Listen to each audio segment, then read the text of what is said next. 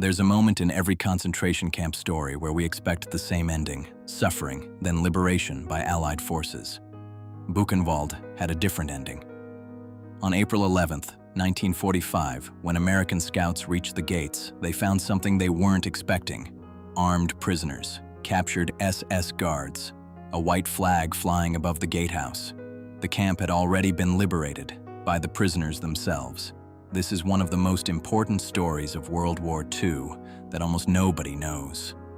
And if you've never heard of the Buchenwald Uprising before right now, hit subscribe, because this is exactly the kind of history that deserves to be told, not in a desperate, last-minute scramble. This was the result of 2 years of planning: hidden weapons, a secret radio, a resistance network so subtle the SS never fully understood it existed.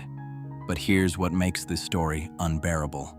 The men who planned this uprising spent those 2 years asking the same question every single day: when? Act too early, while the SS still had overwhelming force and everyone dies in the attempt. Wait too long, let the SS evacuate the camp onto death marches, and everyone dies in the woods. The margin between those 2 deaths was days, maybe hours. And the prisoners who had to make that call, they didn't know what we know. They couldn't Google when the Americans would arrive. They sat in barracks, listening to static on an illegal radio, running calculations with incomplete information, knowing that being wrong meant annihilation. 28,000 prisoners were already marched out before the uprising. 1 in 3 died. The ones who stayed made a choice. And that choice had to be made at exactly the right moment. Not before, not after. If this story hits you the way it hit me when I first discovered it, if you think more people need to know that prisoners in a concentration camp organized their own liberation, share this. Send it to someone who needs to hear it. Because stories like this don't stay alive unless we keep telling them. This is the story of how they knew when that moment came, and what it cost to wait for it. April 8th, 1945. In the movie room, behind a panel that appeared fixed to the wall, the radio continued its work. Guidon Damazin had built it over months, component by component, wire by wire.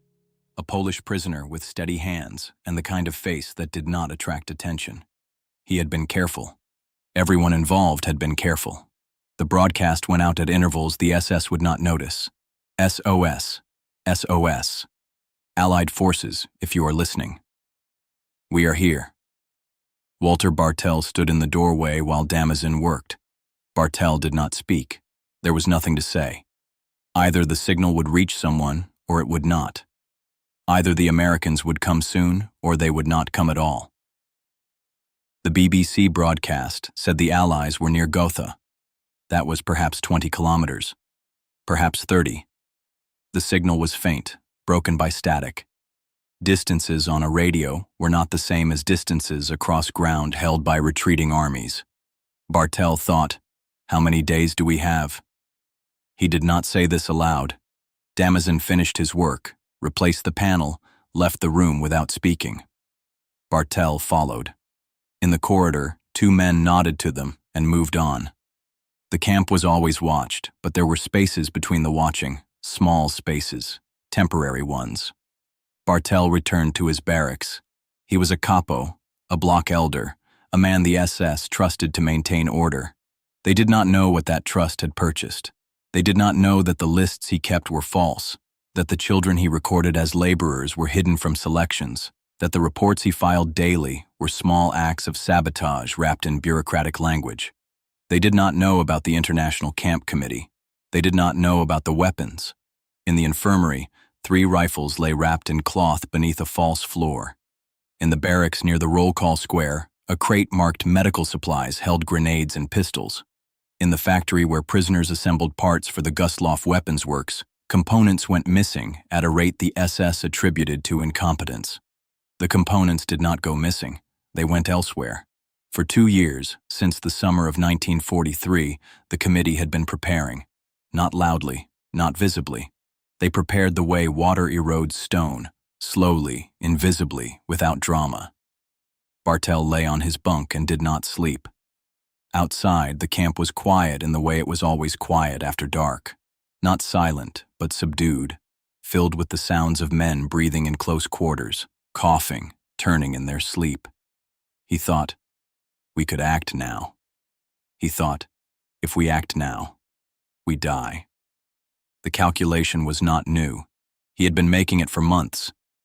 The committee met in whispers, in corners, in moments stolen between work details. They discussed timing the way other men discussed weather, when the Americans were close enough, when the SS were distracted enough, when the margin between too early and too late narrowed to nothing. Not yet, not yet, not yet, but soon. April 10th, 1945. Hans Iden received the order in the morning. Commandant Pister wanted to see him. Iden walked across the roll call square with the deliberate slowness of a man who understood that haste indicated fear and fear invited suspicion. Pister's office was spare and clean in a way the barracks could never be. Iden stood and waited to be addressed. "The camp is to be evacuated," Pister said. He did not look at Iden when he spoke. "Beginning immediately, you will maintain order among the prisoners during the transfer." Iden said nothing. Pister glanced at him, then away. "You understand?" "Yes, Herr Kommandant." Pister waved a hand. Dismissed. Iden walked back across the square. His face showed nothing. Inside, calculations moved like gears in a machine. Evacuated.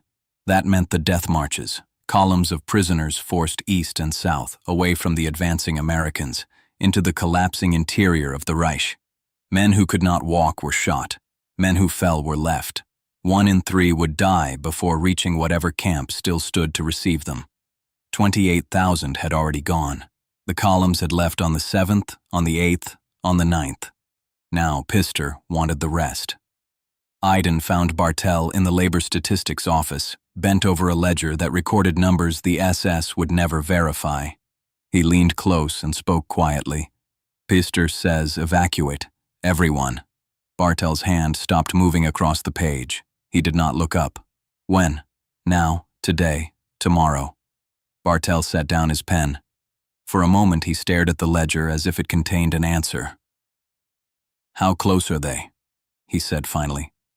"The radio says 50 kilometers, maybe less." "Maybe." They sat in silence. Around them, other prisoners worked at desks, filing papers, typing forms, maintaining the illusion of order. None of them looked toward Bartel and Iden. Everyone had learned not to see what should not be seen. Bartel said, "If we go on the marches, we're finished." "Yes." "If we act too early, before they arrive." "Yes." Iden stood. "I need to speak to the others. Do it carefully." "I know." The committee met that afternoon in the infirmary. Not all of them. Too many men gathered in one place would be noticed. But the core, Bartel, Iden, Ernst Busse, Marcel Paul, Hermann Brill. Nikolai Simakov, a Soviet officer who had survived 2 winters in the camp. Domenico Ciuffoli, who spoke 4 languages and had the kind of quiet authority that made other prisoners listen. They did not waste time. "Pister wants us gone before the Americans arrive," Iden said. "If we delay, he'll force the marches. If we refuse, he'll shoot us here." "And if we move now?" Brill asked. "We die," Bartel said flatly. "The SS still have 800 men. We have rifles and grenades, but not enough. We move now. They kill us all and burn the evidence." Simakov leaned forward. "How many days until the Americans reach us?" No one answered. No one knew. 2 days, Busse said finally. "Maybe 3, if they advance at the same rate. And if they don't." Silence. Paul said, "We've been waiting 2 years. We can wait 2 more days." "Can we?" Iden's voice was low, but there was an edge in it. "Pister will not wait 2 days. He's already emptying the camp." Bartel looked at each of them in turn. "We need the SS to panic. We need them to believe the Americans are here now, not in 2 days. If they panic, they'll run. If they run, we move." "And if they don't panic?" Brill asked. Bartel did not answer. The meeting ended. The men dispersed, one at a time, minutes apart. No one watching would see a pattern. That night, Bartel did not sleep. He lay in the dark and listened to the sounds of the barracks, the coughing, the whispered prayers, the crying of men who thought no one could hear them. He thought about the weapons hidden beneath the floorboards, in crates, behind false walls. He thought about the 2 years of patience, of restraint, of watching men die while doing nothing that would compromise the plan. He thought, what if we waited too long?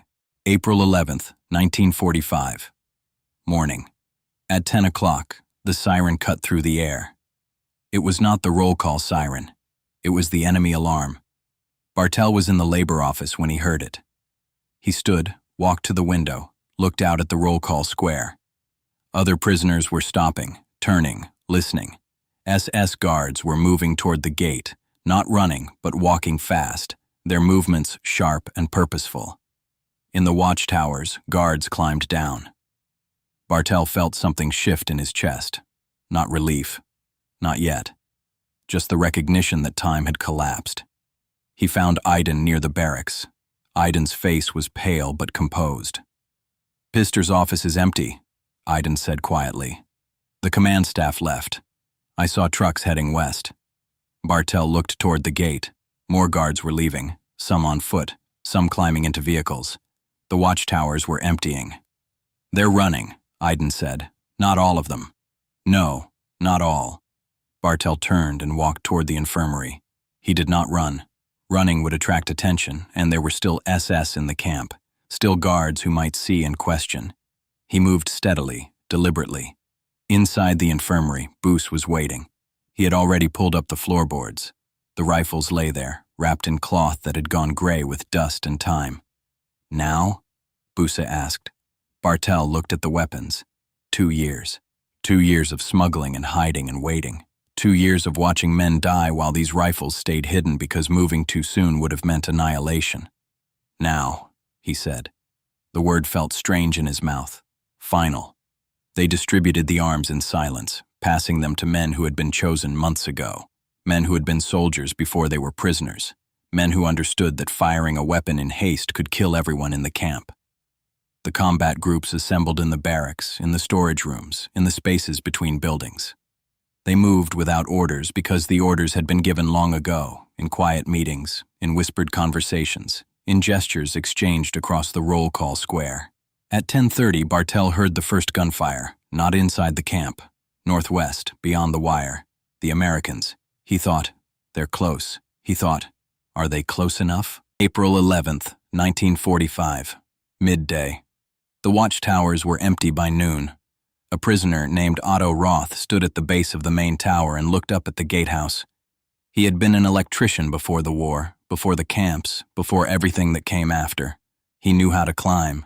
He knew how to move quietly.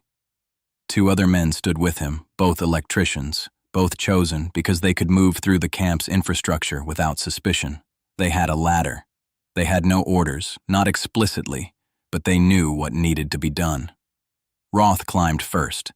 The ladder was old, the rungs slick with dew. He climbed slowly, testing each step, aware that a fall now would mean nothing, that the moment required steadiness more than speed. At the top, he pushed open the door to the gatehouse. It was unlocked. Inside, the room was empty. The SS had left the loudspeaker, the controls, the keys to the camp's gates. Roth turned and motioned to the men below. They climbed up, one at a time. Hans Aydin arrived minutes later. He climbed the ladder without hesitation, his movements quick and certain. At the top, he stepped into the gatehouse and looked around at the abandoned room. He had been camp senior for 2 years. He had spoken to the SS daily, reported numbers, maintained the fiction of compliance. He had done what was necessary to stay alive, to keep others alive, to preserve the structure that would make this moment possible. Now he stood in the gatehouse and felt nothing. Not triumph, not relief, just the weight of what came next. There was a white cloth in the corner, part of a signal flag the SS had used for drills. Aydin picked it up, walked to the window, and raised it. Below, in the roll call square, prisoners looked up. Aydin turned on the loudspeaker. The system crackled, feedback whining through the speakers mounted on poles throughout the camp. He leaned close to the microphone. "The camp is under prisoner control," he said. His voice was calm, measured. "Remain in your barracks. Do not approach the wire. Wait for further instructions." He switched off the loudspeaker and stood at the window, looking out at the camp. In the distance, gunfire continued. American machine guns by the sound of it. Heavy caliber. Getting closer. He thought, "We have hours. Maybe less." April 11th, 1945. Afternoon. The American tanks arrived at 1 o'clock. 2 of them approaching from the direction of Hottelstedt. They did not enter the camp. They scouted the perimeter, then moved on, heading toward the SS barracks west of the prisoner compound. Bartel watched from the window of the labor office. Beside him, Bussi stood with a rifle across his chest, the barrel pointed at the floor. "They're here," Bussi said. "Not here," Bartel corrected. "Close. More gunfire, heavier now, sustained bursts from multiple directions. At 2 o'clock, a prisoner ran into the office and reported 12 tanks northwest of the camp, engaging SS positions. At 2:30, the sound of the American advance became unmistakable. The grinding of tank treads, the rattle of machine guns, the sharp crack of cannon fire. The SS administrative areas fell quickly. The resistance had been minimal. Most of the SS had already fled. At 2:45, armed prisoner groups assembled near the roll call square. Not in formation, not parading, just standing together, holding the weapons they had hidden for 2 years, waiting to see if the decision to act would prove to have been made in time. Bartel counted 76 SS guards in custody, captured, not killed. The prisoners had taken them when the guards realized they had nowhere to run, no reinforcements coming, no orders to follow. 8 SS were dead, killed in brief exchanges near the watchtowers, in corners of the camp where panic and proximity had made violence unavoidable. 800 SS had fled. Pister, his officers, most of the garrison, gone. Bartel felt something release in his chest, a tension he had carried so long he had forgotten it was there. Not joy. Not yet. Just the recognition that they had survived the moment of greatest danger. At 4 o'clock, the resistance controlled the camp fully. Prisoners formed a council, representatives from different nationalities, different political factions. They organized commissions, food distribution, medical care, order. They worked quietly, efficiently, the way men work when they have planned for a moment and must now live through it. At 5 o'clock, American scouts arrived at the gate. A lieutenant named Dessard, a sergeant named Baudot. They stopped at the entrance, stared at the white flag, at the prisoners holding rifles, at the SS guards sitting with their hands behind their heads. Aiden met them at the gate. He spoke in careful English, explaining what had happened, how long it had taken, how many had died waiting. The lieutenant listened. He looked past Aiden at the barracks, at the roll call square, at the emaciated men in striped uniforms who stood watching. "Jesus Christ," the lieutenant said quietly. More Americans arrived as the afternoon wore on. Tanks, infantry, medics. They brought rations, medical supplies, photographers, officers who asked questions and took notes. They found the corpses, stacked near the crematorium, in the infirmary, in the barracks. Men who had died of starvation, disease, brutality. Men who had almost survived. The Americans moved through the camp with expressions of shock and revulsion. Some were sick, some wept. Some simply stood and stared. Bartel watched them. He felt nothing that resembled satisfaction. The Americans had arrived. The camp was liberated. But liberation did not erase what had come before. It did not restore the dead. It only marked the end of one kind of suffering and the beginning of a different kind of reckoning. April 11th, 1945. Evening. The camp was quiet after dark, not silent. There were too many men, too much pain, too many sounds of illness and grief, but quiet in the way that follows violence, when exhaustion settles over everyone and even fear recedes into numbness. Bartel sat in the barracks and looked at his hands. They were shaking. He had not noticed during the day when there had been decisions to make, orders to give, chaos to manage. Now, in the stillness, his hands shook, and he could not make them stop. Across from him, Boosie sat with his head in his hands. He had not spoken in hours. Someone brought food, American rations, canned meat and crackers. Bartel ate slowly, forcing himself to chew, to swallow. His stomach had forgotten how to process food that was not watery soup and stale bread. Outside, American medics moved through the camp with stretchers, carrying the sickest prisoners to trucks that would take them to hospitals. Some would survive, some would not. The body, Bartel knew, could only endure so much before the damage became irreversible. He thought about the men who had died on the marches, 28,000 forced out in the days before the uprising, 1 in 3 dead. He thought about the men who had died in the camp, waiting for the moment that had finally come today. He thought, we acted in time. He thought, we did not act in time for them. There was no resolving this, no arithmetic that balanced the ledger. They had survived. Many had not. That was the only truth available. At some point, Aiden came to find him. They walked together through the camp, past the barracks where men slept or tried to sleep, past the infirmary where American medics worked under floodlights, past the roll call square where, just hours ago, everything had hung in suspension. What happens now? Aiden asked. Bartel did not answer immediately. He looked out at the camp, the wire, the barracks, the watchtowers standing empty against the night sky. Trials, he said finally. Testimony. We tell them what happened here. Will they believe us?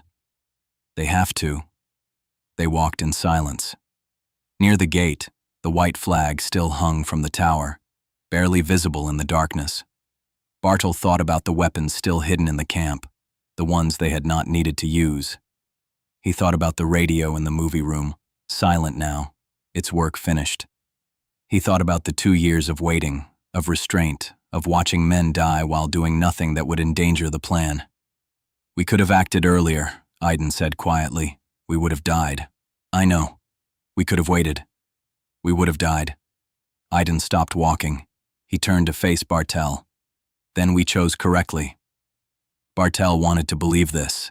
He wanted to feel certain that the timing had been right, that the calculation had been sound, that the suffering had not been pointless. But certainty was not available. All he had was survival, and the knowledge that survival had required them to act at a specific hour, neither before nor after, in a window so narrow that even now he could not say whether they had chosen it or whether it had chosen them. Yes, he said finally, we chose. April 19th, 1945. 8 days after the uprising, the survivors gathered in the roll call square for a memorial. Thousands of men, representing dozens of nations, standing together in the space where they had been counted each morning, where they had watched men collapse from exhaustion, where they had endured. They swore an oath. It was read aloud in multiple languages so that everyone present could understand. The words were sharp, uncompromising. A vow to pursue justice, to destroy the structures that had made this place possible, to ensure that the dead would not be forgotten. Bartel stood among them and listened. The oath demanded action, commitment, vigilance. It demanded that survival lead to something more than mere survival. He thought about the hour of choice, the moment when waiting had ended and action had begun, the moment when everything could still have gone wrong. They had not controlled the timing entirely. They had not summoned the Americans or driven away the SS or determined the exact hour when the watchtowers would empty. But within the narrow margin available to them, they had chosen. They had prepared, and when preparation met opportunity, they had acted. Under conditions designed to eliminate choice entirely, they had proven that choice survived. The oath ended. The crowd began to disperse. Bartel remained standing in the roll call square as the others filed away. He looked at the gatehouse, the tower, the wire. He thought, we were not heroes. He thought, we were men who did what was necessary when necessity allowed no delay. That would have to be enough. On April 11th, 1945, at 3 o'clock in the afternoon, the prisoners of Buchenwald raised a white flag above the gate of their camp and took control of their survival, proving that even in a place designed to annihilate human agency, there remained an hour when choice still mattered and timing determined everything.